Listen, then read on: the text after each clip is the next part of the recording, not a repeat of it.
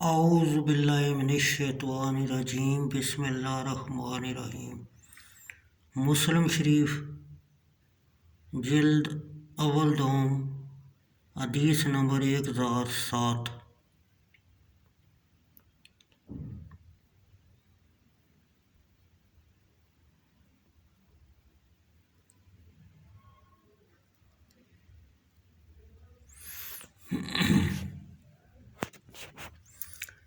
عامر سے روایت ہے کہ میں نے علقمہ سے پوچھا، کیا لیلۃ الجن کو ابن مسعود رضی اللہ تعالیٰ عنہ رسول اللہ صلی اللہ علیہ وسلم کے ساتھ تھے؟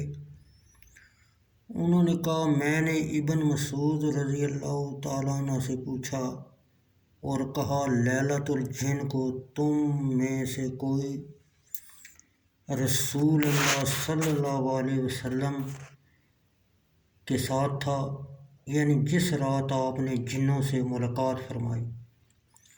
انہوں نے کہا، نہیں، لیکن ایک روز ہم رسول اللہ صلی اللہ علیہ وسلم کے ساتھ تھے، آپ گم ہو گئے۔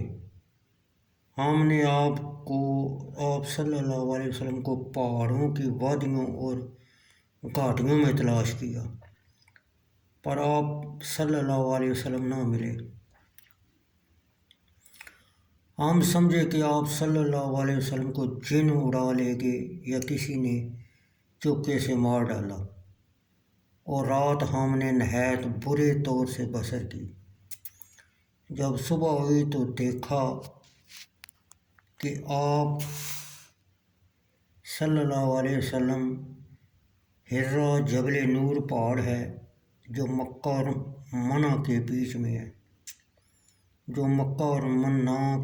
میں ہے، کی طرف سے آ رہے ہیں۔ ہم نے عرض کیا، یا رسول اللہ صلی اللہ علیہ وسلم، رات کو آپ صلی اللہ علیہ وسلم ہم کو نہ ملے۔